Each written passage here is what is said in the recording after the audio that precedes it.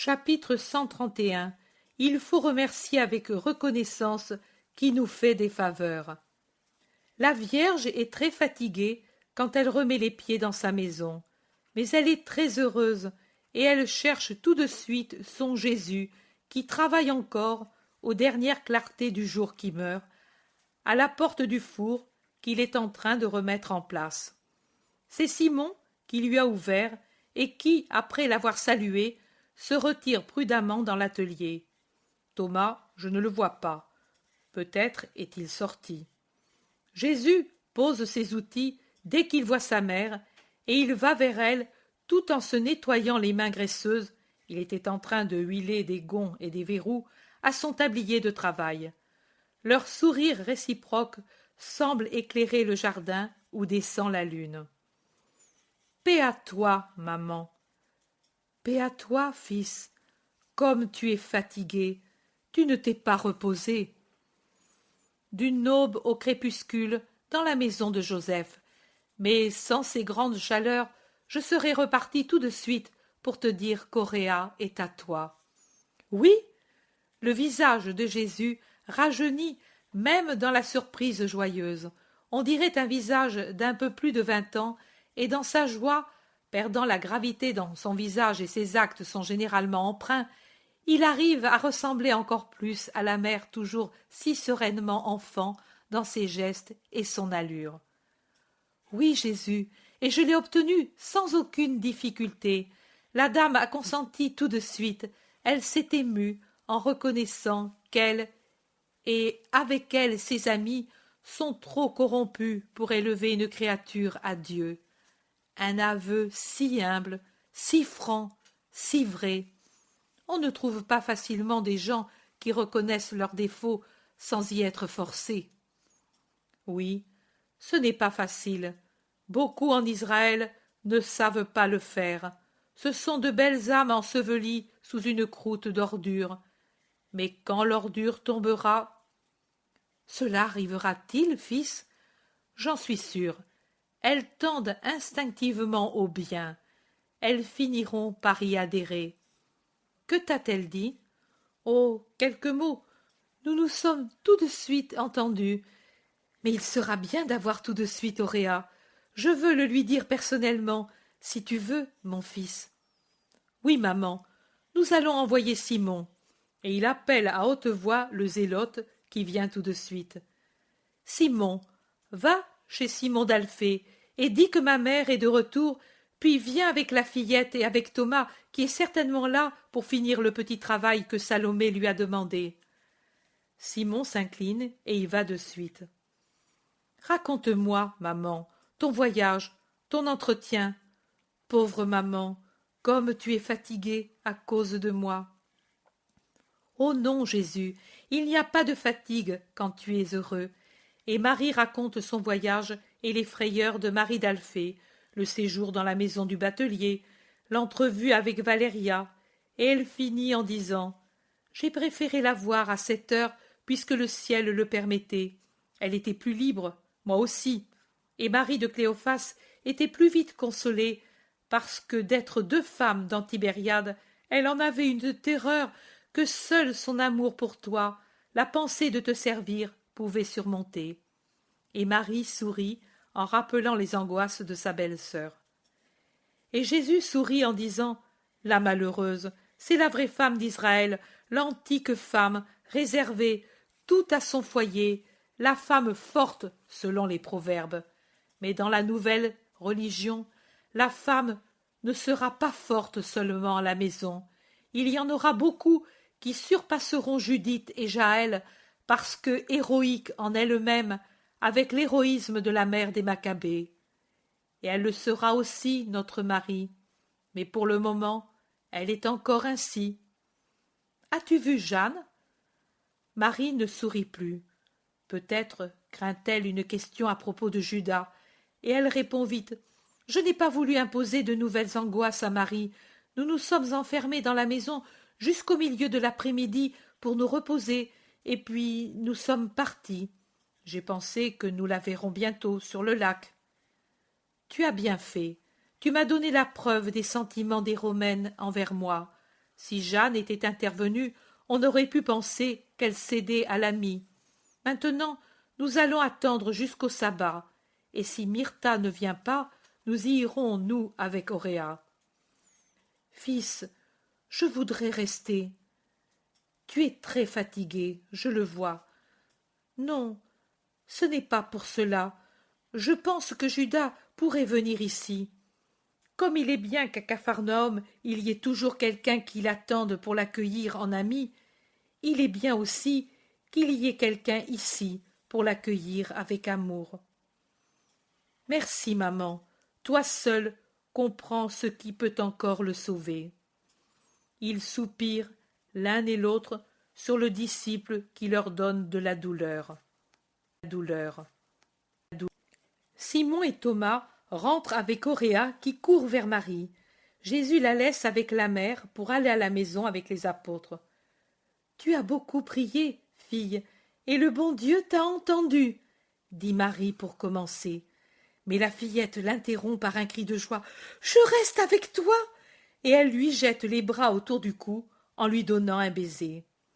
Marie lui rend son baiser et la tenant toujours dans ses bras, elle lui dit « Quand quelqu'un fait une grande faveur, il faut le lui rendre, n'est-ce pas ? Oh oui, et je te le rendrai avec tant d'amour. Oui, fille, mais au-dessus de moi, il y a Dieu. C'est lui qui t'a fait cette grande faveur, cette grâce sans mesure de t'accueillir parmi les membres de son peuple, de te faire disciple du Maître Sauveur. Moi, je n'ai été que l'instrument de la grâce, mais la grâce, c'est lui, le Très-Haut, qui te l'a accordée. Que donneras-tu donc au Très-Haut pour lui dire que tu le remercies? Mais je ne sais pas. Dis-le-moi, toi, ô mère. De l'amour, c'est certain, mais l'amour, pour être vraiment tel, doit être uni au sacrifice, car si une chose coûte, elle a plus de valeur, n'est-ce pas? Oui, mère. Voilà. Alors je dirai que toi, avec la même joie qui t'a fait crier « Je reste avec toi », tu devrais crier « Oui » au Seigneur. Quand moi, sa pauvre servante, je te dirai la volonté du Seigneur sur toi. Dis-la moi, mère, dit Auréa, non sans que son visage prenne un air sérieux. La volonté de Dieu te confie à deux bonnes mères, à Noémie et à Myrtha. La fillette a deux grosses larmes qui luisent dans ses yeux clairs et roulent ensuite sur son petit visage rose. Elles sont bonnes, elles sont chères à Jésus et à moi.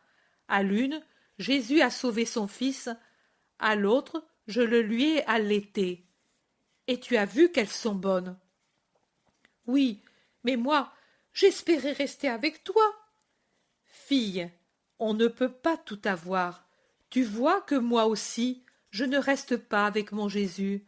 Je vous le donne, et je reste loin, si loin de lui, pendant que lui s'en va à travers la Palestine pour prêcher, guérir et sauver les fillettes. C'est vrai. Si je l'avais voulu pour moi seule, tu n'aurais pas été sauvée. Si je l'avais voulu pour moi seule, vos âmes ne seraient pas sauvées. Réfléchis combien grand est mon sacrifice. Je vous donne un fils pour qu'il soit immolé pour vos âmes. Du reste, toi et moi, nous serons toujours unis, car les disciples restent et resteront toujours unis autour du Christ, en formant une grande famille, unie par l'amour pour lui. C'est vrai, et puis je viendrai encore ici, n'est-ce pas? Et nous nous verrons encore. Certainement, tant que Dieu le voudra. Et tu prieras toujours pour moi? Et je prierai toujours pour toi. Et quand nous serons ensemble, tu m'instruiras encore? Oui, ma fille. Ah, moi je voulais devenir comme toi. Le pourrais-je jamais? Savoir, pour être bonne. Noémie est mère d'un chef de synagogue qui est disciple du Seigneur. Myrtha, d'un bon fils qui a mérité la grâce du miracle et qui est un bon disciple. Et les deux femmes sont bonnes et sages, en plus que pleines d'amour. Tu me l'assures? Oui, ma fille. Alors, bénis-moi, et que soit faite la volonté du Seigneur, comme dit la prière de Jésus. Je l'ai dite tant de fois. Il est juste que maintenant je fasse ce que j'ai dit pour obtenir de ne plus aller chez les Romains. Tu es une bonne fillette, et Dieu t'aidera de plus en plus. Viens, allons dire à Jésus que la plus jeune disciple sait faire la volonté de Dieu. Et, en la tenant par la main, Marie rentre avec la fillette dans la maison.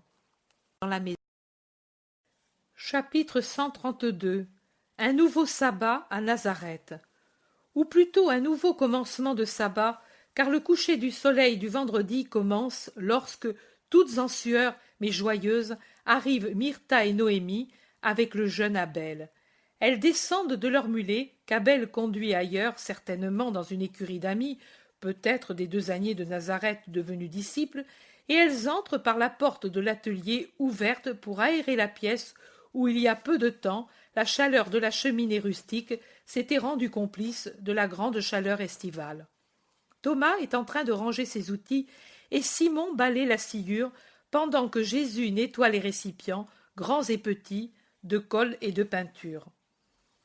Paix à toi, maître, et à vous, disciples, saluent les femmes en s'inclinant beaucoup dès l'entrée pour finir par se prosterner aux pieds de Jésus après avoir traversé l'atelier. Paix à vous, vous êtes très fidèles. Venir par cette chaleur? Oh, ce n'est rien, on est si bien ici qu'on oublie tout. Ta mère, où est-elle? Elle est à côté, en train de finir un vêtement d'Auréa. Allez-y aussi. Les deux s'en vont rapidement avec leurs sacs, et l'on entend leur voix claire, plutôt basse, qui se fondent avec la voix encore aigrelette d'Auréa et la voix argentine de Marie. Thomas dit: Maintenant, elles vont être heureuses. Oui, ce sont 2 braves femmes, répond Jésus. Le zélote dit: Maître, Myrtha, en plus de conserver le fils qu'elle avait, a acquis une nouvelle enfant, et en un peu plus d'1 an. Thomas dit: Oui, en un peu plus d'1 an. Il y a déjà plus d'1 an que Marie de Lazare s'est convertie. Comme le temps passe, il me semble que c'était hier. Que de choses, l'an dernier. Quelle belle retraite avant l'élection. Puis Jean d'Andorre, puis Marc-Jam, puis Daniel de Naïm, et puis Marie de Lazare, et puis Saint-Ica. Mais où peut être Saint-Ica? Moi j'y pense souvent, et je ne sais pas comprendre pourquoi. Thomas finit par parler seul, car Jésus et Simon ne lui répondent pas, mais au contraire, ils sortent pour se laver dans le jardin, afin de rejoindre les femmes disciples. Abel de Bethléem de Galilée revient, et il trouve encore Thomas en train de réfléchir devant la place où généralement il travaille, perdu dans ses pensées et déplaçant ses menus chefs-d'œuvre d'orfèvre. « Tu as trouvé du travail ?» lui demande le disciple en se penchant sur ses menus objets. « Oh, j'ai fait plaisir à toutes les femmes de Nazareth. Je n'aurais jamais supposé qu'il y aurait tant de broches, tant de bracelets et de colliers et de lys à réparer. J'ai même dû prier Matthieu de m'apporter du métal de Tibériade.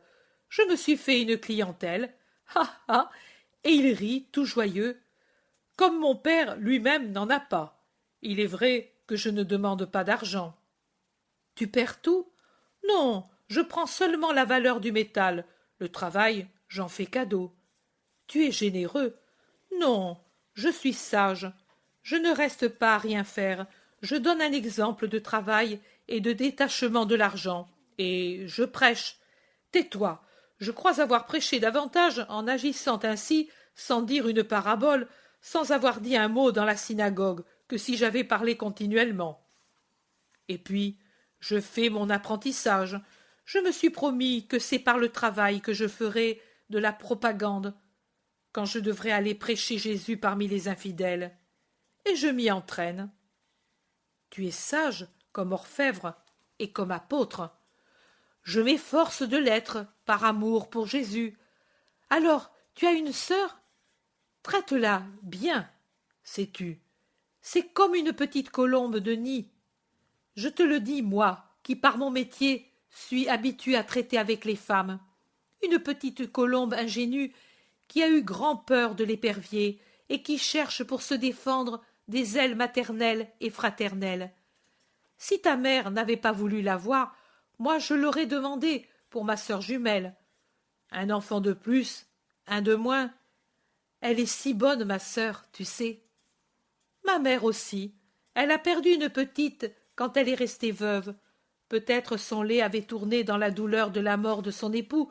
Je m'en souviens à peine de cette petite sœur, et peut-être je ne m'en souviendrai plus si ma mère ne la pleurait souvent, et si toute petite pauvre de Bethléem n'avait pas eu droit à la nourriture et aux vêtements de notre maison en souvenir de la petite morte. Mais, ayant grandi auprès de ma mère seulement, j'ai fini par avoir un grand amour pour les petites. Elle, je vois qu'elle n'est plus une toute petite, mais je la verrai comme telle, pour son cœur, si elle est comme ma mère et Noémie et toi, vous dites. Sois-en certain. Allons à côté.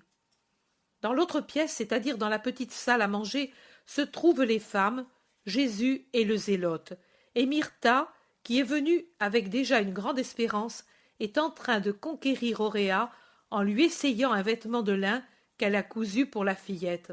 « Elle lui va vraiment bien, dit-elle, en lui l'enlevant et en la caressant pendant qu'elle lui rajuste le vêtement qui s'était chiffonné quand on mettait le neuf. Il va très bien, mais tout ira bien, tu verras, ma fille. Oh, voilà mon Abel. Avance, fils, voici Auréa. Maintenant, elle va être à nous, tu le sais? Je le sais, mère, et je me réjouis avec toi. Il regarde la fillette, il l'étudie. Ses yeux sombres se fixent et se perdent dans les larges iris couleur de ciel pâle. L'examen le satisfait. Il lui sourit et lui dit « Nous nous aimerons dans le Seigneur qui nous a sauvés, et nous l'aimerons et nous le ferons aimer.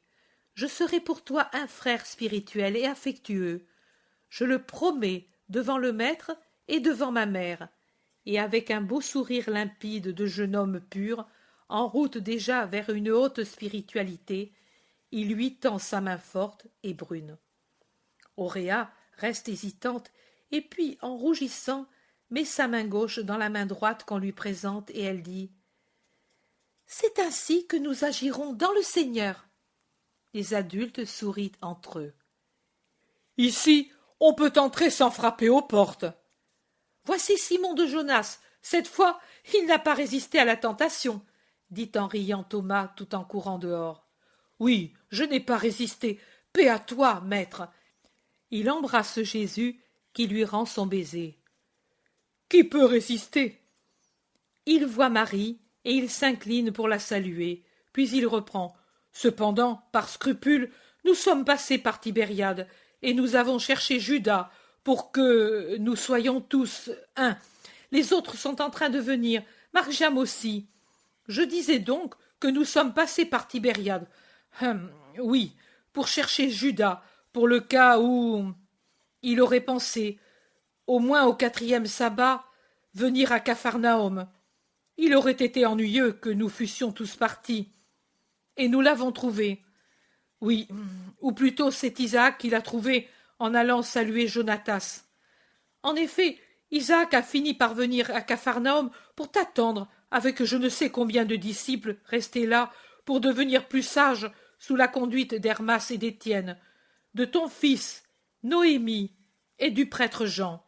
Mais Isaac est venu avec nous, parce que lui aussi meurt de l'envie de te voir. Et, pauvre Isaac, il n'a pas été très bien accueilli par Judas. Mais Isaac doit avoir détruit toute impatience, tout ressentiment, tout emportement pendant sa longue maladie. Il ne réagit jamais. Même si on le gifle, il sourit. Quel homme paisible. Bien.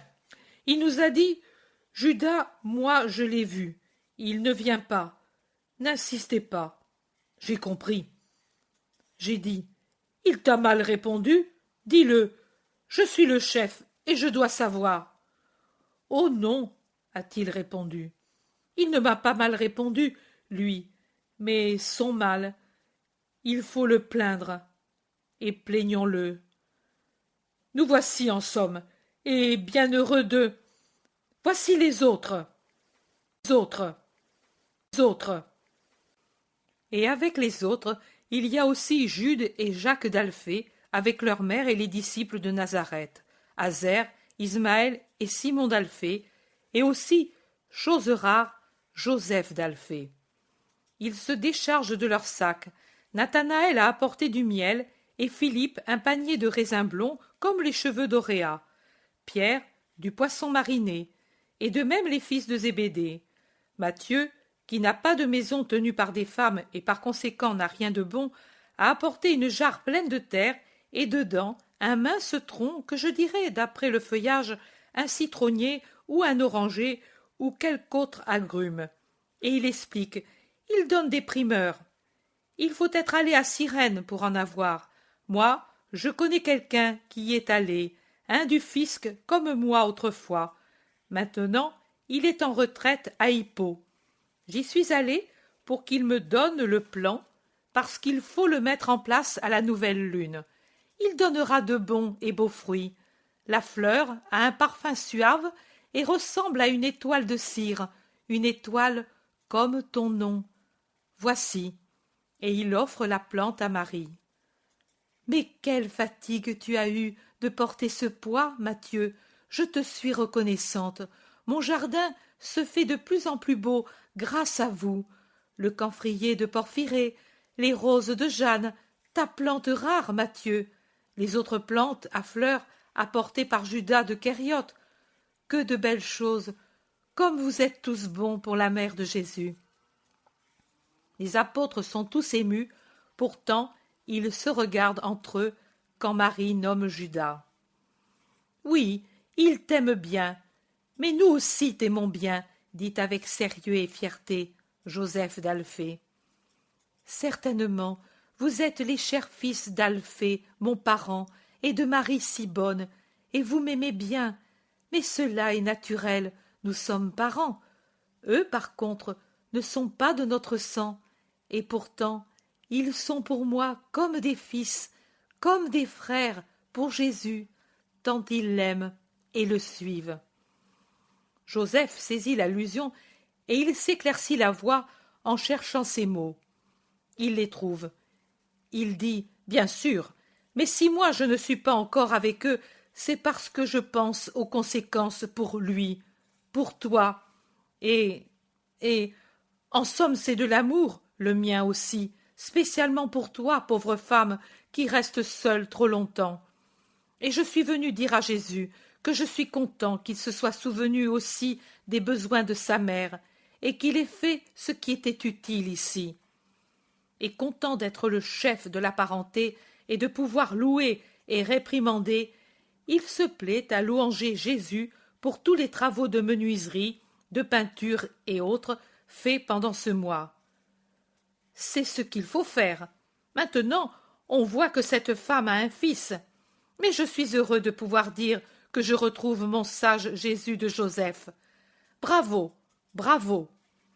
Et le sage Jésus de Joseph, le très sage Verbe divin, humilié dans une chair, doux et humble, accueille les louanges, mêlées au conseil autoritaire du cousin Joseph, avec un sourire si doux qu'il sert à freiner toute réaction apostolique intempestive en faveur de Jésus. Et Joseph, ayant pris le vent et voyant qu'on l'écoute ainsi, ne se borne pas à cela, mais il continue. Je veux espérer que désormais Nazareth n'aura plus l'occasion de voir une pauvre mère abandonnée et son fils qui, imprudent, sort des sentiers battus pour suivre des chemins qui ne présentent pas de sécurité dans leur but et leurs conséquences. J'en parlerai avec mes amis, avec le chef de la synagogue. Nous te pardonnerons. Oh, Nazareth sera bien heureuse de te rouvrir ses bras comme à un fils qui revient, exemple de vertu pour tous les habitants. Dès demain, moi-même, je t'accompagnerai à la synagogue et... Jésus lève la main pour imposer silence et calme Mais avec décision il dit: dans la synagogue, comme fidèle, certainement, j'y irai, comme j'y suis allé aux autres sabbats. Mais il ne faut pas que tu plaides en ma faveur, car 1 heure après le coucher du soleil, je partirai pour retourner évangéliser, comme c'est mon devoir d'obéissance envers le Très-Haut. Une grande humiliation pour Joseph, très grande. Toute sa bonhomie vole en éclats, et c'est son intransigeance hostile qui de nouveau affleure. C'est bien, mais je ne viens pas me chercher à l'heure du besoin. J'ai fait mon devoir, et tes malheurs inévitables ne retombent pas sur moi. Adieu. Ici, je suis de trop, car je ne puis vous comprendre, et vous ne pouvez me comprendre. Je me retire sans rancœur, mais très affligé. Que le Seigneur te protège, comme il protège tous ceux qui sont un peu simples d'esprit, à qui il manque quelque chose. Adieu, Marie. Courage, pauvre mère. Adieu, Joseph. Mais ce n'est pas pour lui, c'est pour toi que je dois avoir courage, car tu es celui qui se trouve hors du chemin de Dieu, et tu me donnes de la douleur, dit Marie, calme, mais sûre d'elle. Marie d'Alphée crie: tu es un sot, voilà, et si tu n'étais pas maintenant chef de famille, je te frapperais, enfant qui est de mon sang, mais pas de mon esprit. Et elle continuerait, mais Marie la supplie: tais-toi, par amour pour moi. Je me tais, oui, mais regardez si je dois voir parmi mes fils un pareil bâtard. Le bâtard, pendant ce temps, s'en est allé, alors que la bonne Marie d'Alphée décharge tout ce qu'elle avait sur le cœur pour ce fils têtu, et son chagrin se fond en une crise de larmes, et en sanglotant, elle dit ce qui la peine par-dessus tout: et je ne l'aurai pas avec moi dans le ciel, lui, je ne l'aurai pas, je le verrai dans les tourments. Ô Jésus, fais un miracle. Mais oui, Marie, mais oui, ne pleure pas, elle viendra à l'heure pour lui aussi, la 11e peut-être, mais elle viendra, je te l'assure, ne pleure pas, dit Jésus pour la réconforter. Et une fois les pleurs finis, il dit aux apôtres et aux disciples: venez à l'oliveraie pendant que les femmes préparent leurs affaires.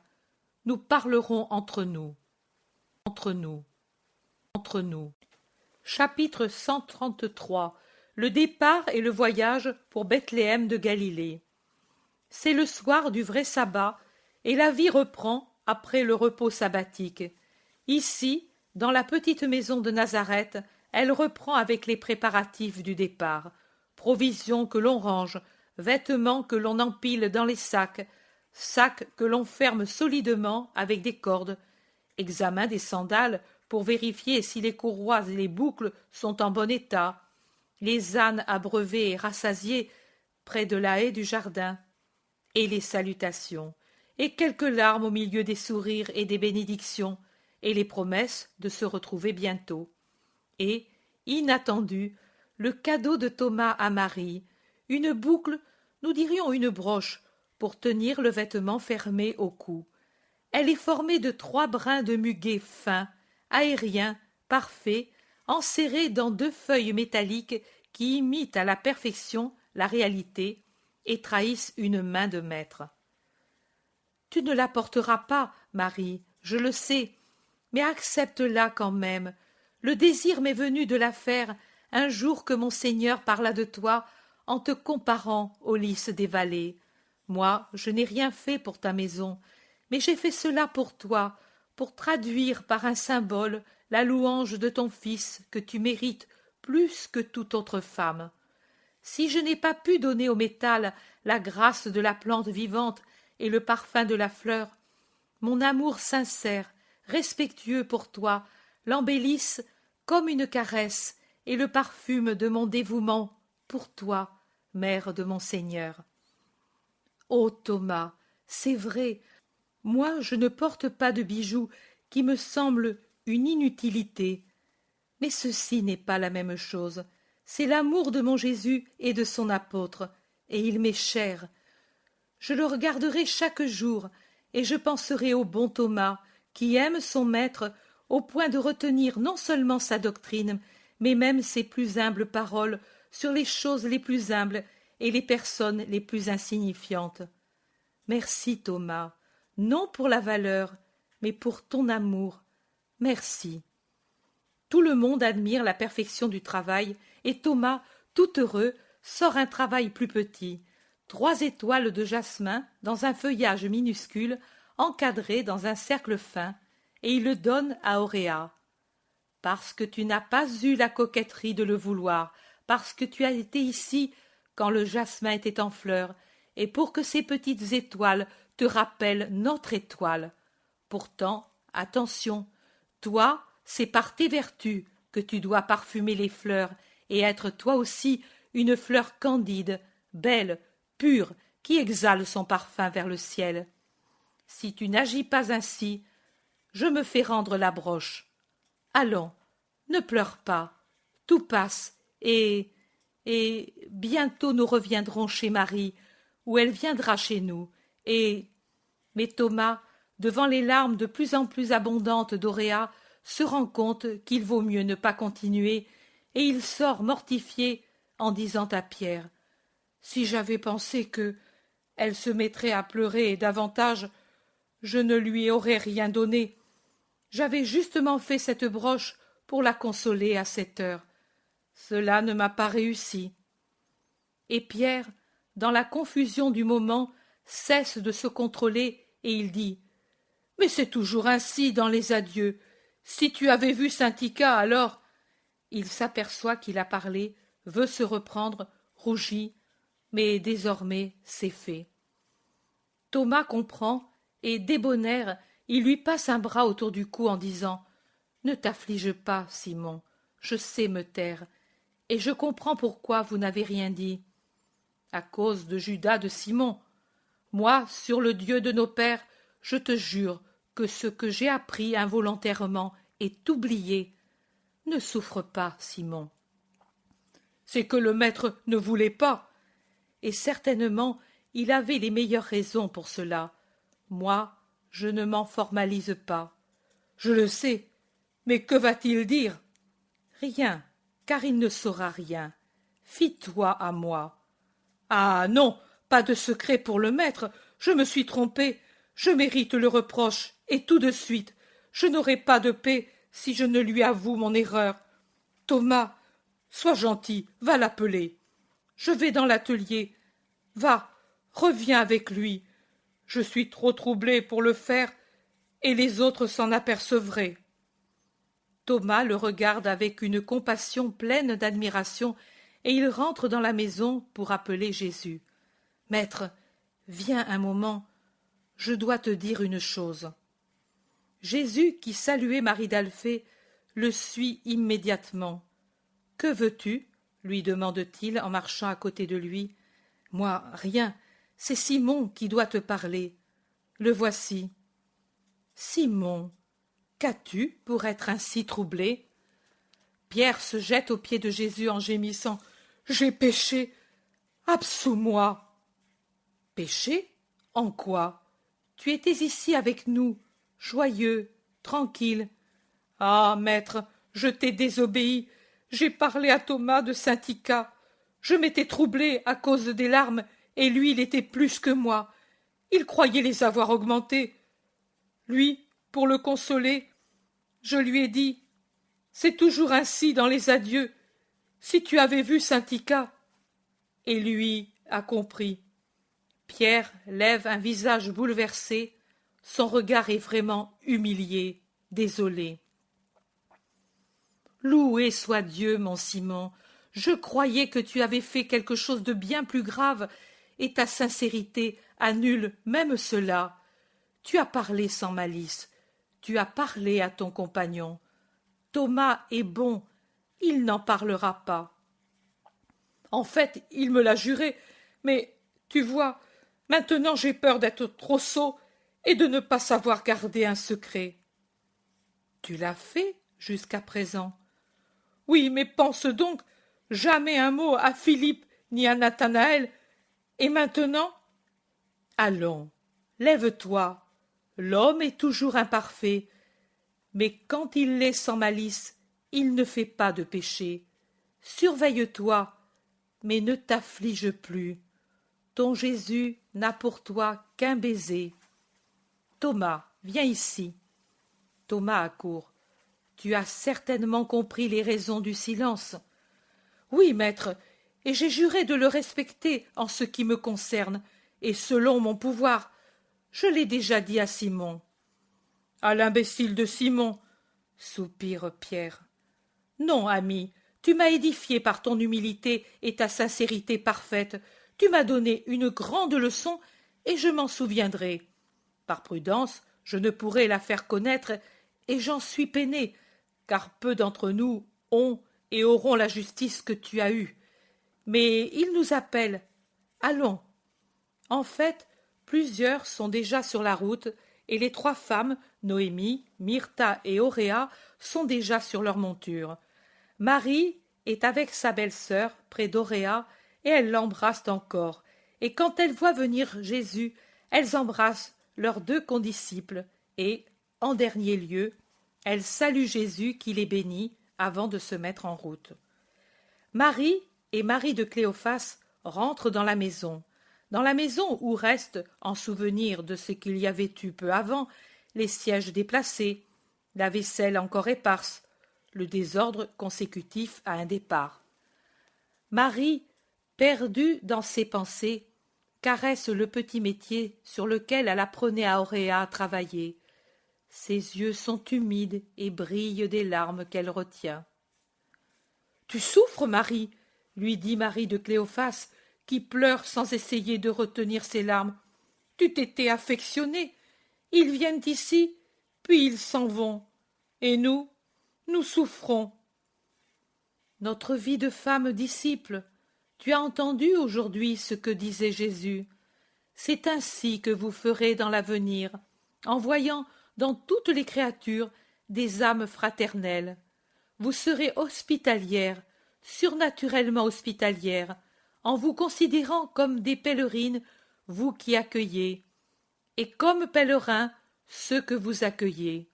Vous les aiderez, les restaurerez, les conseillerez, et puis vous laisserez vos frères partir vers leur destin, sans les retenir par un amour jaloux, avec l'assurance qu'au-delà de la mort, vous vous retrouverez avec eux. Les persécutions viendront, et beaucoup vous quitteront pour aller au martyre. Ne soyez pas lâches, et ne conseillez pas la lâcheté.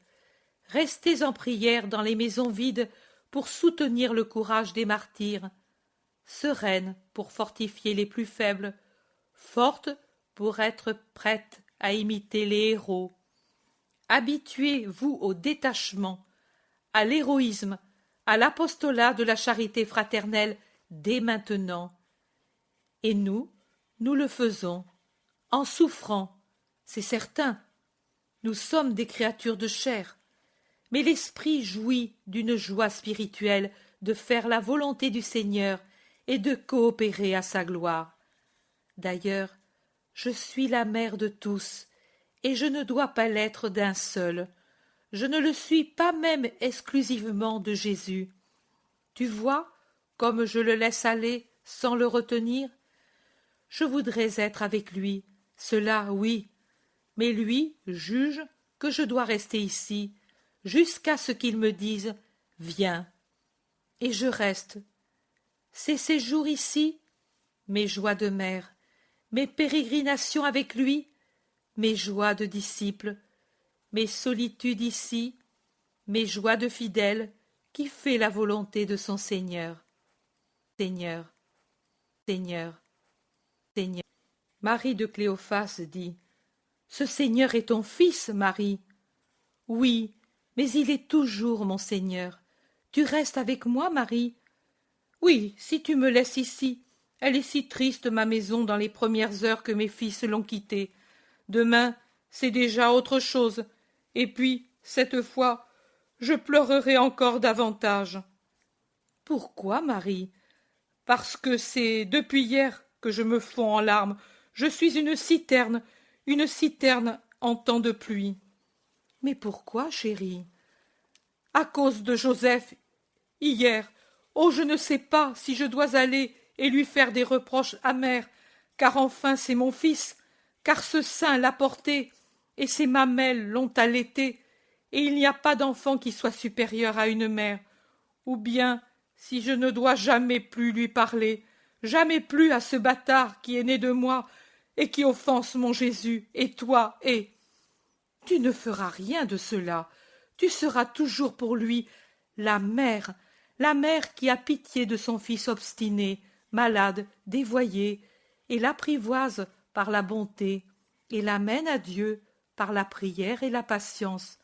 Allons, ne pleure pas, viens plutôt avec moi. Nous prierons dans ma pièce pour lui, pour ceux qui s'en vont, pour la fillette, pour qu'elle souffre peu et grandisse en sainteté. Viens, viens, ma Marie, et elle l'emmène avec elle. Pendant ce temps, les pèlerins suivent leur chemin vers le sud-ouest. Les femmes sont en avant sur leurs ânes qui, bien nourris et bien reposés, trottent allègrement, obligeant Margiam et Abel, qui par prudence restent aux côtés d'Auréa en selle pour la première fois, à aller presque au pas de course. Et si la chose est fatigante, elle sert à distraire la fillette de la peine que lui donne la séparation d'avec Marie. De temps en temps, pour permettre aux deux jeunes de souffler, Myrtha arrête sa monture et fait une pause. Elle ne se remet en mouvement que quand elles sont rejointes par le groupe apostolique. Pendant les haltes, n'étant plus distraite par les péripéties de l'équitation, Auréa redevient triste. Margiam, instruit par l'expérience de ces traverses d'orphelins recueillis par charité par une mère adoptive après avoir connu Marie, la console. Il lui dit comment, ensuite, il s'est affectionné à sa mère adoptive, absolument comme si elle avait été notre maman. Et il raconte ses impressions, et il raconte comment Marie et Mathias sont heureux chez Jeanne et Anastasica chez Élise.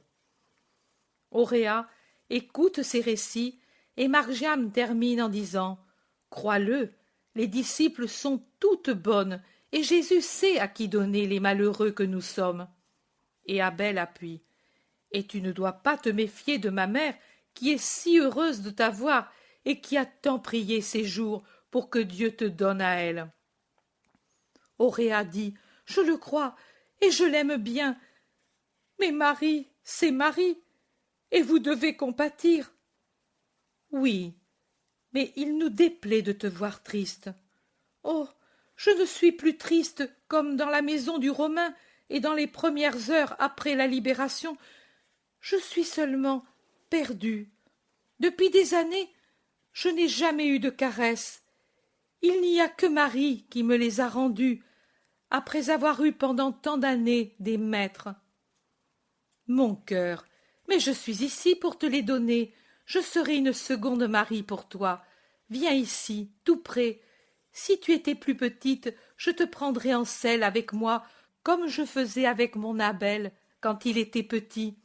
Mais tu es déjà une femme, dit Myrtha en s'approchant et en lui prenant la main. Tu es ma petite femme, et je t'apprendrai tant de choses. Et quand Abel ira au loin pour évangéliser, toi et moi, nous accueillerons les pèlerins, comme dit le Seigneur. Nous ferons tant de bien en son nom. Tu es jeune, et tu m'aideras. Mais regardez quelle lumière là-bas, au-delà de cette colline, s'écrie Jacques de Zébédée qui les a rejointes. C'est un bois qui brûle? Ou un village? Courons voir. Personne n'est plus fatigué, car la curiosité fait disparaître toute autre sensation. Jésus les suit bienveillant, et ils quittent la route pour un sentier qui monte sur un coteau. Le sommet est vite rejoint. Ce n'est ni un bois, ni un village qui brûle, mais une vaste cuvette entre deux coteaux, tout en bruyère. Les bruyères, desséchées par l'été, ont pris feu, peut-être par quelque étincelle échappée aux bûcherons qui ont travaillé plus haut à l'abattage des arbres, et maintenant elles brûlent. Un tapis de flammes basses mais vives qui se déplace après avoir consumé là où le feu a pris, en cherchant de nouvelles bruyères à brûler. Les bûcherons essaient un contre-feu en battant les flammes, mais c'est inutile. Ils sont peu nombreux, et quand ils travaillent d'un côté, le feu s'étend d'un autre. Si le feu arrive au bois, ce sera un désastre. Il y a des résineux, dit sentencieusement Philippe. Jésus, les bras croisés, debout au sommet du coteau, regarde et réfléchit en souriant. La lumière blanche de la lune à l'Orient contraste vivement avec la lumière rouge des flammes à l'Occident. La lune rend les spectateurs tout blancs par derrière, alors que la réverbération des flammes leur rougit le visage. Et les flammes courent, courent, comme les eaux qui débordent, montent et s'étendent. L'incendie est à quelques mètres du bois, et déjà il éclaire les piles de bois qui sont sur le bord, et sa clarté, de plus en plus vive, montre les petites maisons d'un village situé au sommet du coteau, sur lequel monte le feu. Pauvres gens, ils vont tout perdre, disent plusieurs, et ils regardent Jésus qui ne parle pas et qui sourit. Mais ensuite, voilà qu'il décroise les bras et crie « Arrête-toi, meurs, je le veux !» Et comme si un grand boisseau s'abaissait pour étouffer les flammes, voilà que par un prodige, le feu cesse de flamber. La danse vive, agile des langues de flammes se change en un rouge de braise allumée, mais sans flamme. Puis le rouge devient violet, gris, rouge. Quelque éclair glisse encore parmi les cendres. Et puis il ne reste que la lune dont la lumière argentée éclaire les bois. À sa blanche clarté, on voit les bûcherons qui se réunissent avec de grands gestes, regardant tout autour d'eux, en haut, pour découvrir l'ange du miracle. Descendons, je travaillerai les âmes avec le motif imprévu qui m'a été donné, et nous ferons halte dans ce village au lieu de nous arrêter à la ville. Nous partirons à l'aube. Ils auront une place pour les femmes. Pour nous, le bois nous suffit, dit Jésus. Et il descend rapidement, suivi des autres. Mais pourquoi souriais-tu ainsi? Tu paraissais bien heureux, demande Pierre.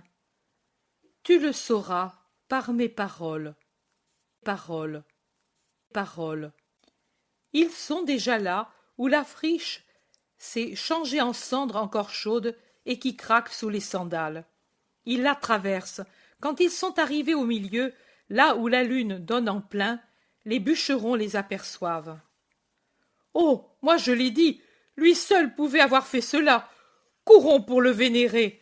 crie un bûcheron, et il le fait en se jetant dans la cendre aux pieds de Jésus. « Pourquoi crois-tu que je l'ai pu ? Parce qu'il n'y a que le Messie qui puisse le faire. Et comment sais-tu que je suis le Messie ? Tu me connais peut-être ? Non, mais seul celui qui est bon et qui aime les pauvres peut avoir eu pitié, et seul le Saint de Dieu peut avoir commandé au feu et être obéi. Béni soit le Très-Haut qui nous a envoyé son Messie, et le Messie qui est venu à temps pour sauver nos maisons. Vous devriez avoir plus d'empressement pour sauver vos âmes. Elles se sauvent en croyant en toi et en cherchant à faire ce que tu enseignes. Mais tu comprends, Seigneur, que la désolation d'être dépouillés de tout peut rendre faibles nos faibles âmes et les porter à douter de la providence. Qui vous a instruit à mon sujet? Certains de tes disciples. Voici nos familles. Nous avions envoyé les éveillés, craignant que toute la colline ne brûle. Avancez. Et puis, nous avions envoyé un autre homme pour dire qu'il y avait un miracle et de venir voir. Voilà nos familles, Seigneur, la mienne, celle de Jacob, celle de Jonatas, celle de Marc, celle de mon frère Tobie, de mon beau-frère Melchias, celle de Philippe et celle d'Éléazar, et puis les autres de ceux qui sont bergers et qui maintenant sont sur les pâturages. Il y a un groupe de 250 personnes au maximum, y compris les nombreux petits, encore nourrissons ou à peine sevrés, qui pleurnichent à moitié éveillés ou bien dorment, inconscients du danger qu'ils ont couru. Paix à vous tous. L'ange de Dieu vous a sauvés. Louons ensemble le Seigneur. Tu nous as sauvés, toi, toujours présent, là où des fidèles croient en toi, disent plusieurs femmes. Et les hommes acquiescent gravement. Oui, où il y a la foi en moi, la providence est présente. Cependant, dans les choses de l'esprit, comme dans les choses matérielles, il faut agir avec une continuelle prudence. Qu'est-ce qui a mis le feu aux brindilles? Probablement une étincelle qui s'est échappée de vos foyers, ou bien une branche qu'un enfant a voulu allumer au feu pour s'amuser à l'agiter et à la lancer, avec l'insouciance de cet âge, en bas. En effet, c'est beau de voir une flèche de feu traverser l'air qui s'assombrit. Mais voyez ce que peut faire une imprudence. Elle peut faire de graves ruines. Une étincelle ou une brindille tombée sur des bruyères sèches a suffi à mettre le feu à une vallée. Et si l'Éternel ne m'avait pas envoyé, le bois serait devenu un brasier qui aurait consumé dans un étau de feu vos biens et vos vies. Il en est ainsi des choses de l'esprit. Il faut exercer une continuelle et prudente attention pour qu'une flèche de feu, une étincelle ne s'en prenne à votre foi et ne la détruise, après avoir couvé, sans être remarqué, dans le cœur, en un incendie voulu par ceux qui me haïssent et provoqué par eux pour m'enlever des fidèles. Ici, le feu, arrêté à temps, a fait un bienfait de ce qui aurait pu être un désastre, en détruisant la friche inutile que vous aviez laissée prospérer dans la vallée, et en vous préparant par la destruction et par la fumure des cendres un terrain que, si vous en avez la volonté, vous pourrez rendre fertile par des cultures utiles. Mais dans les cœurs, il en est bien autrement. Et quand tout le bien est disparu en vous, plus rien ne peut lever en vous, sauf des ronces pour servir de litière aux démons. Rappelez-vous cela, et restez en garde contre les insinuations de mes ennemis qui, comme des étincelles infernales, seront jetées dans vos cœurs. Soyez prêts, alors, pour le contre-feu. Et quel est ce contre-feu? C'est une foi de plus en plus forte, une volonté inébranlable d'appartenir à Dieu. C'est d'appartenir au feu saint, car le feu ne mange pas le feu. Or, si vous êtes un feu d'amour pour le Dieu vrai, le feu de la haine contre Dieu ne pourra vous nuire. Le feu de l'amour triomphe de tout autre feu. Ma doctrine est amour, et celui qui la recueille entre dans le feu de la charité, et il ne peut plus être torturé par le feu du démon. Du haut de ce coteau, pendant que je regardais brûler la friche et que j'entendais les paroles que vos esprits adressaient au Seigneur leur Dieu, plus encore que je ne voyais vos actions tendues pour éteindre les flammes, je souriais. Et un de mes apôtres m'a dit: « Pourquoi souriais-tu » Je lui ai promis: « Je te le dirai en parlant à ceux qui sont sauvés. » Je le fais. Je souriais en pensant que de même que les flammes se propageaient parmi les bruyères de la vallée, mortifiées vainement par vos manœuvres, de même ma doctrine se propagera dans le monde, vainement persécutée par ceux qui ne veulent pas la lumière, et elle sera lumière, et elle sera purification, et elle sera bénéfique. Combien de serpents ont péri dans ces cendres, et avec eux d'autres êtres nuisibles. Vous craignez cette vallée parce qu'il s'y trouvait trop d'aspics. Voilà qu'il n'en survit pas un seul. Pareillement, le monde sera libéré de tant d'hérésies, de tant de péchés, de tant de douleurs, quand il m'aura connu et qu'il aura été purifié par le feu de ma doctrine. purifié et libéré des végétations inutiles, rendu capable de recevoir la semence, devenu riche en fruits de sainteté. Voilà pourquoi je souriais. Dans le feu qui avançait, je voyais un symbole de la propagation de ma doctrine dans le monde, puis la charité pour le prochain, qui ne doit pas être séparée de celle que l'on a pour Dieu, a ramené ma pensée vers vos besoins, et j'ai abaissé le regard mental de la contemplation des intérêts de Dieu vers celle des intérêts des frères, et j'ai arrêté le feu pour que dans votre joie vous louiez le Seigneur. Vous voyez ainsi que ma pensée est montée vers Dieu et en est descendue, devenue encore plus puissante, car l'identification à Dieu augmente toujours nos puissances d'action, et ensuite est remontée en même temps que la vôtre vers Dieu. De cette façon, grâce à la charité, j'ai servi en même temps les intérêts de Dieu et ceux de mes frères. Faites-vous aussi la même chose à l'avenir. Et maintenant, je vous demande pour ces femmes un abri pour la nuit. La lune descend et l'incendie a retardé notre marche, et alors nous ne pouvons continuer jusqu'à la ville voisine. Venez, venez, il y a de la place pour tout le monde. Nous pouvions être sans toi. Nos maisons sont vôtres, maisons de pauvres, mais propres. Venez, et elles seront bénies, crient-ils tous. Et lentement, ils remontent la pente plutôt escarpée jusqu'au village qui a miraculeusement échappé à la destruction. Puis, chacun des voyageurs disparaît chez son hôte. Chapitre 134. Judas de Kérioth chez Marie à Nazareth. C'est à peine, mais juste à peine, quand l'Orient rougit au premier signe de l'aurore, que Judas de Kérioth frappe à la porte de la petite maison de Nazareth. Sur le chemin, il n'y a que des paysans, ou plutôt des petits propriétaires de Nazareth, qui s'en vont vers leurs vignes ou leurs oliveraies avec leurs outils de travail, et ils regardent, étonnés, l'homme qui frappe à une heure si matinale à la maison de Marie. Ils chuchotent entre eux. « C'est un disciple, » dit quelqu'un qui répond à la réflexion d'un autre. « Il cherche certainement Jésus de Joseph. »« Laisse tomber, c'est Judas de Kérioth. Il ne me plaît pas, cet homme. Peut-être nous avons beaucoup de tort envers Jésus et nous agissons mal. Mais lui, celui-là, l'an dernier a fait beaucoup de mal parmi nous.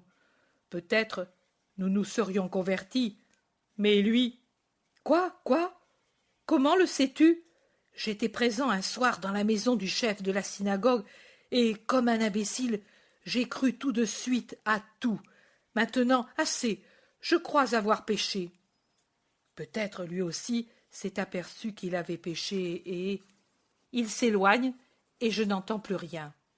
Judas revient frapper à la petite porte contre laquelle il s'est appliqué, le visage contre le bois, comme pour éviter d'être vu et reconnu. Mais la petite porte reste close.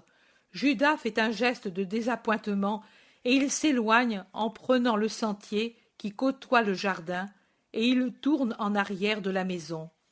Il jette un coup d'œil par-dessus la haie dans le jardin tranquille. Seules les colombes l'animent. Judas se demande ce qu'il va faire.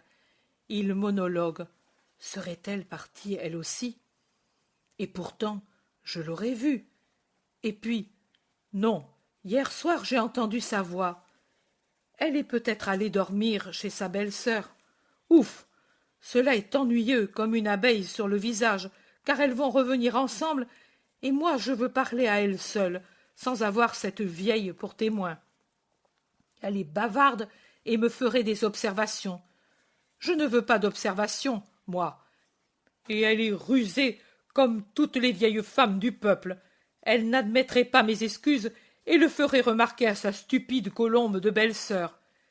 Elle, je suis sûre de l'embobiner à mon gré. Elle est lente à comprendre, comme une brebis. Et moi je dois réparer ce qui est arrivé à Tibériade, parce que si elle parle... Et puis, aura-t-elle parlé ou gardé le silence? Si elle a parlé, il est plus difficile d'arranger les choses. Mais elle n'aura pas parlé. Elle confond vertu et sottise. Telle la mère, tel le fils. Et les autres travaillent pendant qu'eux dorment. Et du reste, ils ont raison. Pourquoi les laisser de côté, s'il semble qu'ils veuillent? Mais que veulent-ils? J'ai la tête tellement embrouillée. Je dois cesser de boire et... Bon, mais l'argent tente, et je suis comme un poulain que l'on a tenu trop longtemps renfermé. 2 ans, dis-je. Davantage. 2 ans de toutes sortes de privations. Mais cependant, que disait avant-hier Helkias? Et il ne me donne pas un mauvais enseignement. Certainement. Tout est permis, pourvu que l'on réussisse à installer Jésus sur le trône. Mais si lui ne veut pas, pourtant il doit penser que si on ne triomphe pas, tout se termine pour nous, comme pour les partisans de Théodas ou de Jude le Galiléen. Peut-être ferais-je bien de me séparer parce que...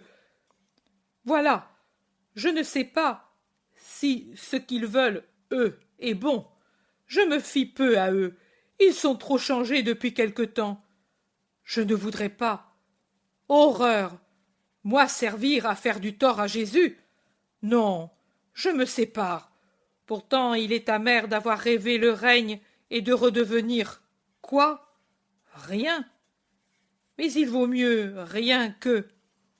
Lui ne cesse de dire celui qui fera le grand péché. Ohé, ce ne sera pas moi, hein? Moi, plutôt me noyer dans le lac. Je m'en vais, il vaut mieux que je m'en aille. J'irai chez ma mère, je me ferai donner de l'argent, parce que je ne puis sûrement pas demander de l'argent aux sanédristes pour m'en aller. Ils m'aident parce qu'ils espèrent que je les aide à sortir de l'incertitude. Une fois que Jésus est roi, nous sommes tranquilles, la foule avec nous. Hérode, qui se préoccupera de lui? Pas les Romains, pas le peuple. Il est haï de tous. Mais Jésus est capable de renoncer dès que proclamé roi.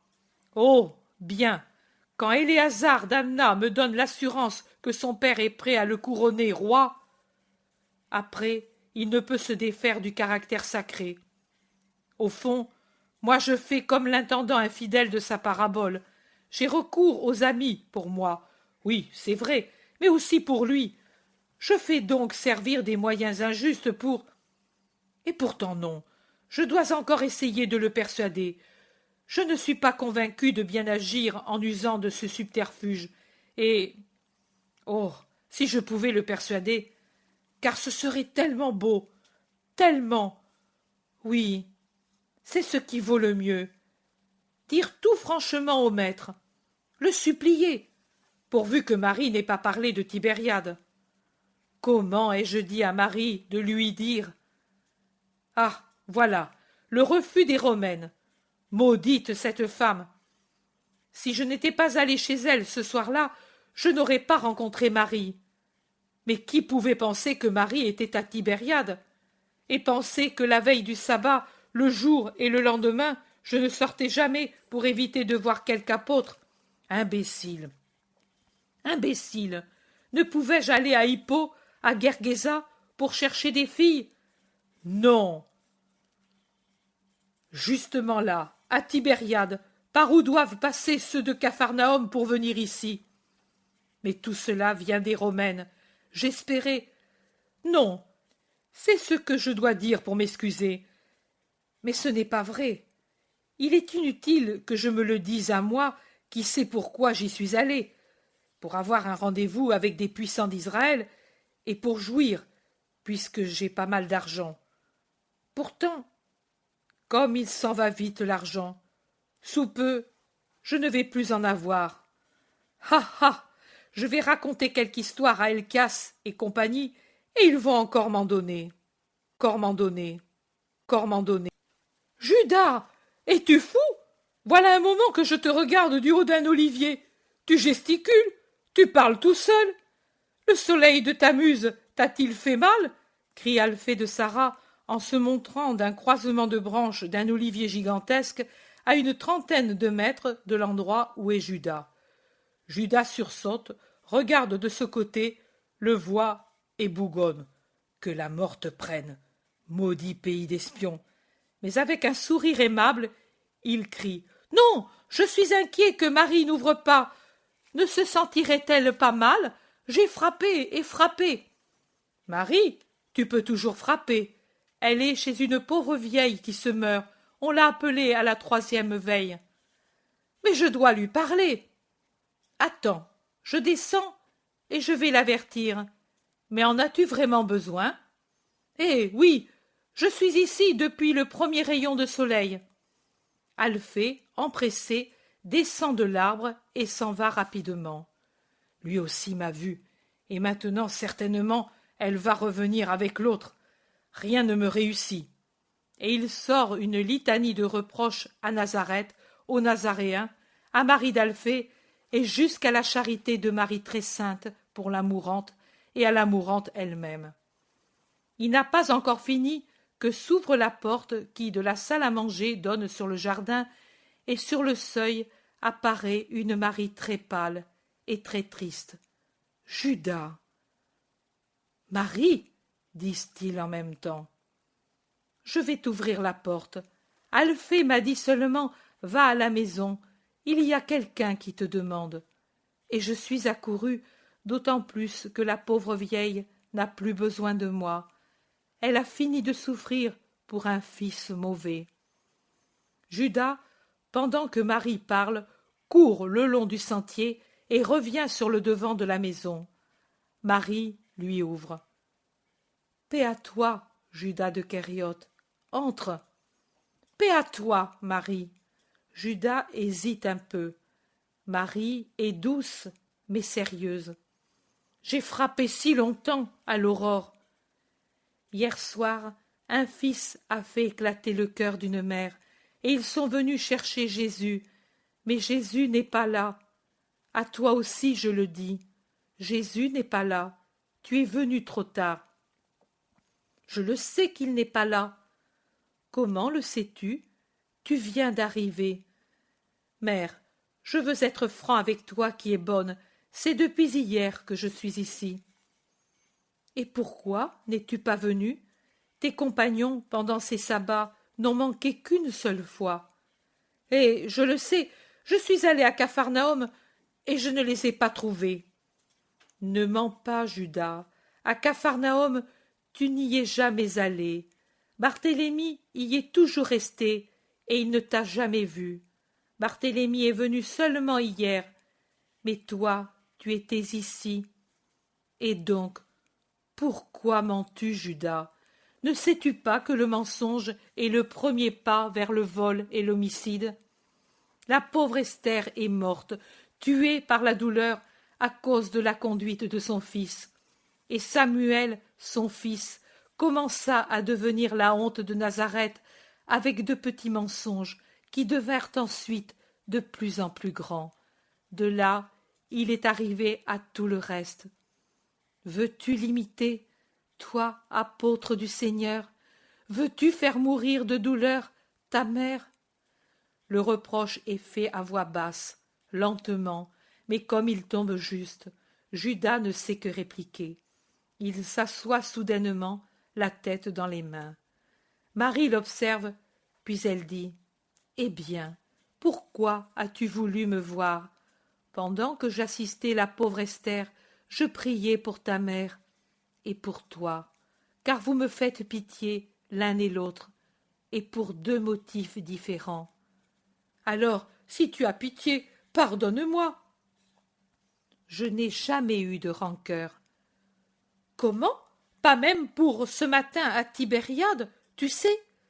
J'étais ainsi parce que le soir précédent, les Romaines m'avaient mal reçu, comme si j'étais un fou, et comme si je trahissais le maître. Oui, je l'avoue, j'ai mal fait de parler à Claudia. Je me suis trompé sur son compte, mais je croyais bien faire. J'ai affligé le maître. Lui ne me l'a pas dit, mais je sais qu'il sait que moi j'ai parlé. C'est sûrement Jeanne qui l'a prévenu, et Jeanne n'a jamais pu me voir. Et les Romaines m'ont causé de la peine. Pour oublier, j'ai bu. Marie a une expression de compassion involontairement ironique, et elle dit « Alors, Jésus, pour toute la peine qu'il goûte chaque jour, devrait être ivre toutes les nuits. » Lui en as-tu parlé? Moi, je n'accrois pas l'amertume du calice de mon fils en lui faisant connaître de nouvelles défections, chutes, péchés, embûches. Je me suis tue, et je me tairai. Judas glisse à genoux, et il essaie de déposer un baiser sur la main de Marie, mais elle se retire sans impolitesse, mais bien décidée à ne pas se laisser toucher. « Merci, mère, tu me sauves, c'est pour cela que j'étais venue ici, et pour que tu me rendes plus facile d'approcher le maître, sans reproche et sans honte. » Pour l'éviter, il suffisait que tu ailles à Capharnaüm pour venir ici avec les autres. C'était très simple. C'est vrai, mais les autres ne sont pas bons, et ils m'ont fait espionner pour ensuite me faire des reproches et m'accuser. N'offense pas tes frères, Judas. Cela suffit de pécher. Toi, tu as espionné, ici, à Nazareth, patrie du Christ. Judas l'interrompt. Quand? L'an passé? Voilà, ils ont déformé mes paroles, mais crois bien que je... Marie répond à Judas. Je ne sais pas ce que tu as dit et fait l'an dernier, mais je parle d'hier. Tu es ici depuis hier. Tu sais que Jésus est parti. Tu as donc enquêté. Et pas auprès des maisons amies de Hazer, Ismaël, Alphée, ou du frère de Jude ou Jacques. Pas auprès de Marie d'Alphée et du petit nombre de ceux qui aiment Jésus. Car, si tu l'avais fait, il serait venu me le dire. La maison d'Esther s'était remplie de femmes à l'aube, quand elle est morte, mais aucune ne savait rien de toi. C'étaient les meilleures d'entre les femmes de Nazareth, celles qui m'aiment et qui aiment Jésus, et qui s'efforcent de pratiquer sa doctrine, malgré l'hostilité de leurs maris, pères et fils.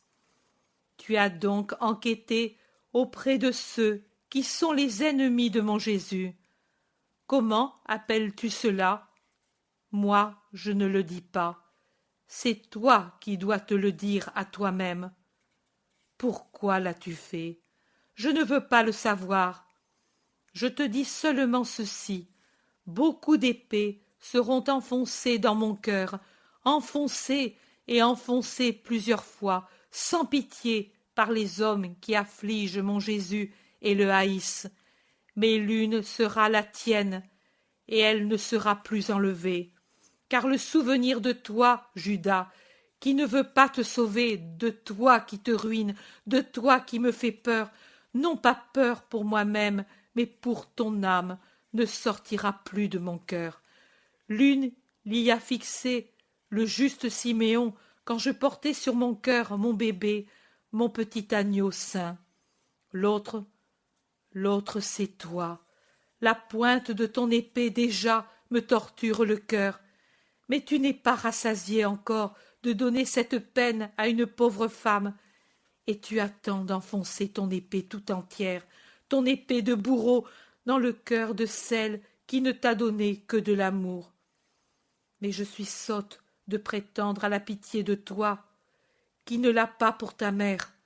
Au contraire, voilà, c'est dit, d'un seul coup tu nous transperceras, elle et moi.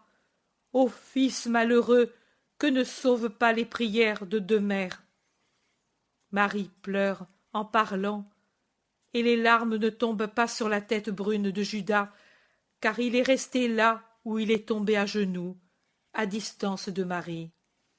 C'est le pavement de briques qui les boit, ces larmes saintes, et la scène me ramène le souvenir d'Aglaé, sur laquelle, au contraire, puisqu'elle se serrait contre Marie dans un sincère désir de rédemption, tombaient les larmes de Marie. Tu ne trouves pas un mot, Judas, tu n'arrives pas à trouver en toi la force d'une bonne résolution. Ô Judas, Judas, mais dis-moi, es-tu content de ta vie? Examine-toi, Judas, sois humble sincère avec toi-même pour commencer, et puis avec Dieu, pour aller vers lui, avec ton fardeau de pierre enlevé de ton cœur, et lui dire « Voici, je me suis enlevé ces pierres par amour pour toi. » Je n'ai pas le courage de faire des aveux à Jésus. Tu n'as pas l'humilité de le faire. C'est vrai, aide-moi. Va à Capharnaüm et attends-le avec humilité. Mais tu pourrais. Moi, je ne pourrais que dire de faire ce que mon fils fait toujours, avoir miséricorde. Ce n'est pas moi qui fais la leçon à Jésus, mais c'est Jésus qui instruit sa disciple. Tu es sa mère. Cela est pour mon cœur, mais en vertu de son droit, lui est mon maître, ni plus ni moins que pour toutes les autres femmes disciples. Toi tu es parfaite. Lui est toute perfection. Judas se tait et réfléchit, puis il demande « Où est allé le maître ?»« À Bethléem de Galilée. »« Et ensuite ?»« Je ne sais pas. Mais il revient ici. »« Oui. »« Quand ?»« Je ne sais pas. »« Tu ne veux pas me le dire ?»« Je ne peux pas dire ce que je ne sais pas. Tu le suis depuis 2 ans. Peux-tu dire qu'il a eu toujours un itinéraire certain? Combien de fois la volonté des hommes l'a obligé à faire des changements? C'est vrai, je vais partir, pour Capharnaüm. Le soleil est trop chaud pour voyager. Reste, tu es un pèlerin comme tous les autres. Et lui a dit que les femmes disciples doivent en avoir soin. Ma vie est répréhensible pour toi. Ton refus de guérir m'est douloureux, cela seulement. Enlève ton manteau. Où as-tu dormi? Je n'ai pas dormi, j'ai attendu l'aube pour te voir seule. Alors, tu dois être fatiguée. Dans la pièce, il y a les 2 lits qui ont servi à Simon et à Thomas, et elle est encore tranquille et fraîche. Va et dors pendant que je te prépare un repas. Judas s'en va sans dire un mot, et Marie, sans se reposer après la nuit passée à veiller, va à la cuisine pour préparer le feu et au jardin pour prendre des légumes. Et des larmes, des larmes, des larmes tombent silencieusement pendant qu'elle se penche sur le foyer pour disposer le bois, ou sur la terre pour cueillir les légumes, et pendant qu'elle les lave dans le bassin et les épluche. Et les larmes tombent avec les graines blondes pendant qu'elle donne le repas aux colombes ou sur le linge qu'elle enlève de la vasque et étend au soleil. Les larmes de la Mère de Dieu, de celle qui, exempte de toute faute, ne fut pas exempte de la douleur et souffrit plus que toute autre femme pour être la corédentrice. Chapitre 135.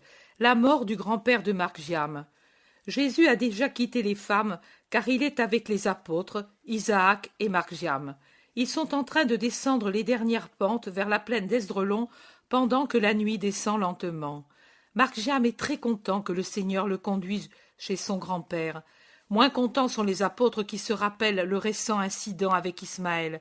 Mais ils se taisent, sérieux, pour ne pas affliger le jeune homme, qui se réjouit de ne pas avoir touché au miel que Porphyrée lui a donné, parce que j'avais l'espoir que le Seigneur contenterait mon cœur en me faisant voir mon père.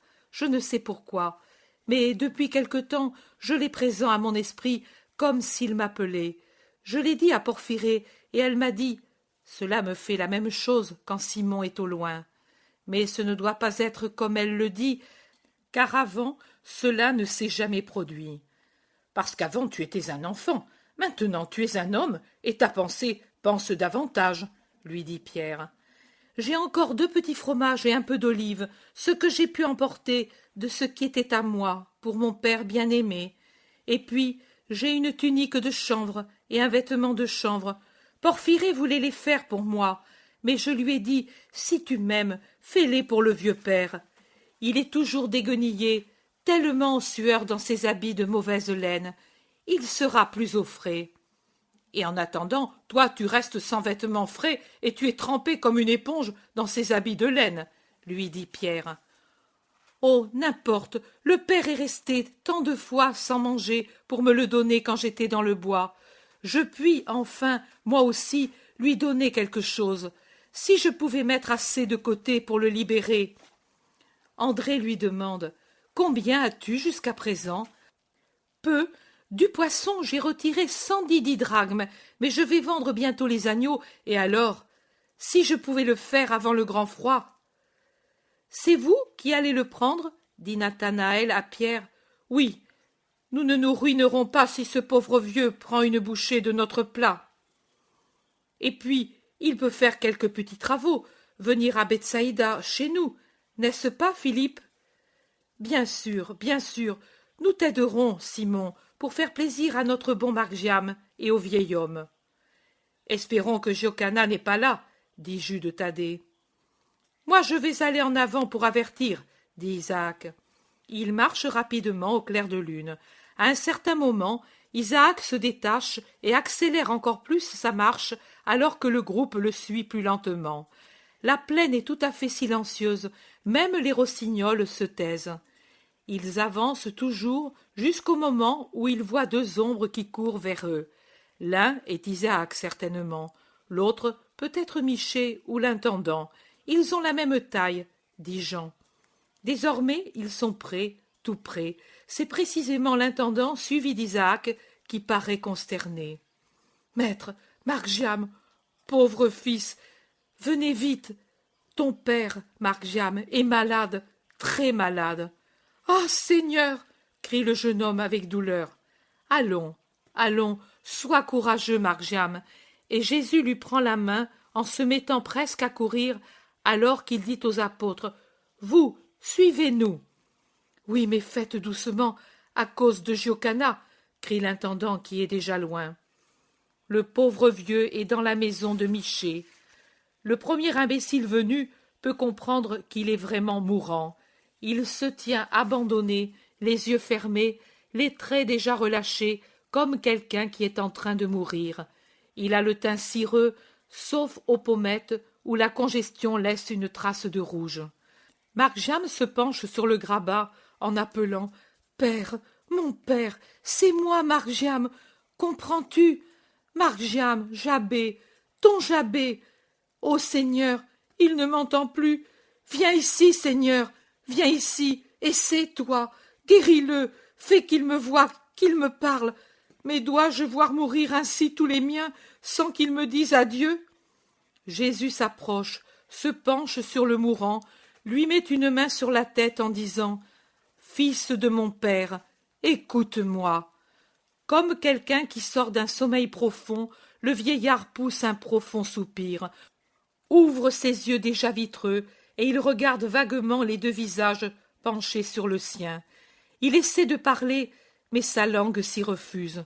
Pourtant, un instant, il doit avoir reconnu, car il sourit et cherche à prendre les mains des deux pour les porter à ses lèvres.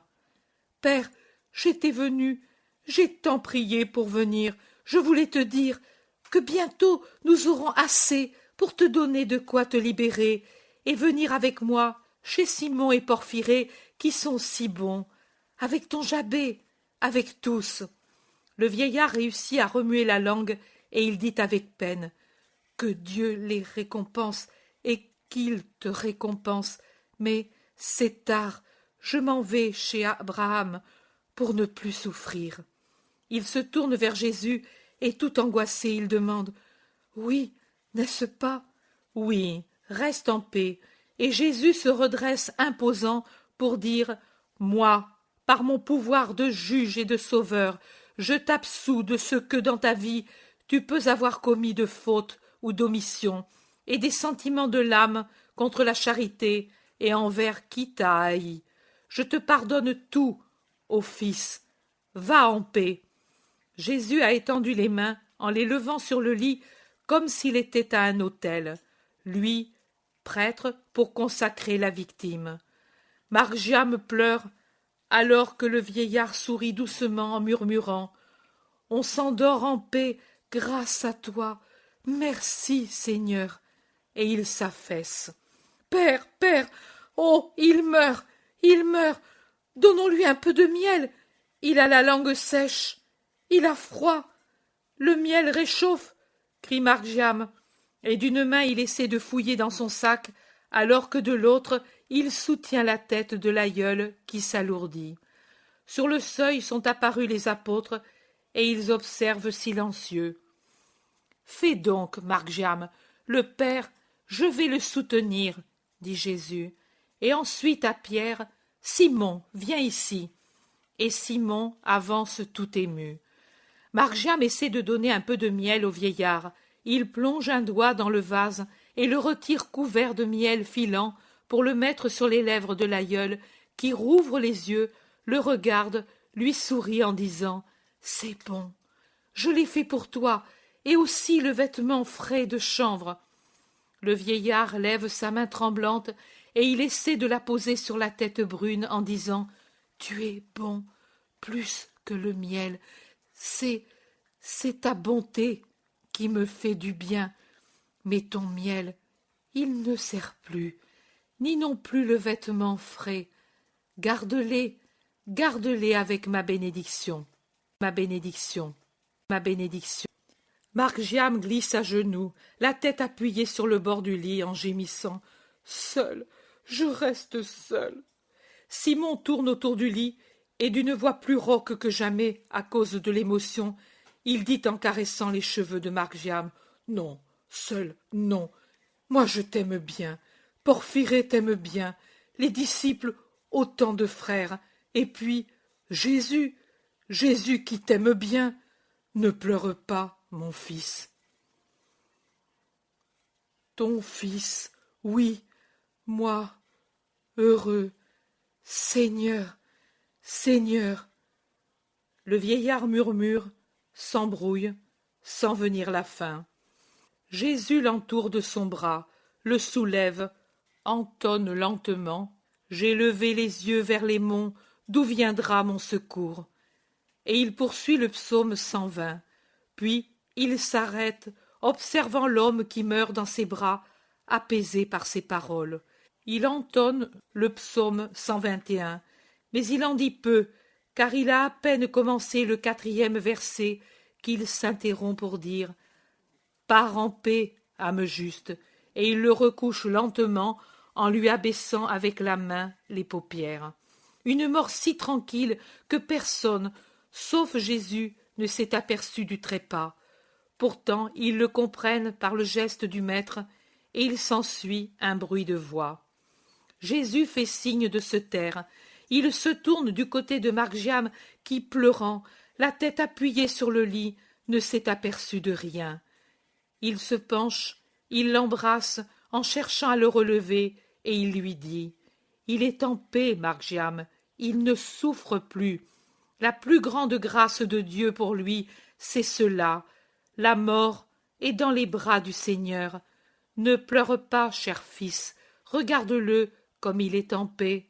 En paix, il y en a peu en Israël qui aient eu la faveur qu'a eue ce juste de mourir sur la poitrine du Sauveur. Viens ici, dans mes bras, tu n'es pas seul. Et puis il y a Dieu, et c'est tout, qui t'aime pour tout le monde. Le pauvre Margiam fait vraiment peine à voir, mais il trouve encore la force de dire: Merci, Seigneur, d'être venu, et à toi, Simon, de m'avoir amené, et à tous, tous, merci de ce que vous m'avez donné pour lui. Mais rien ne sert plus.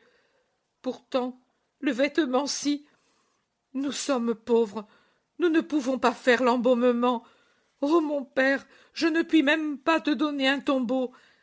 Mais si vous avez confiance, si vous pouvez, faites les dépenses, et je vous donnerai en octobre le prix des agneaux et du poisson.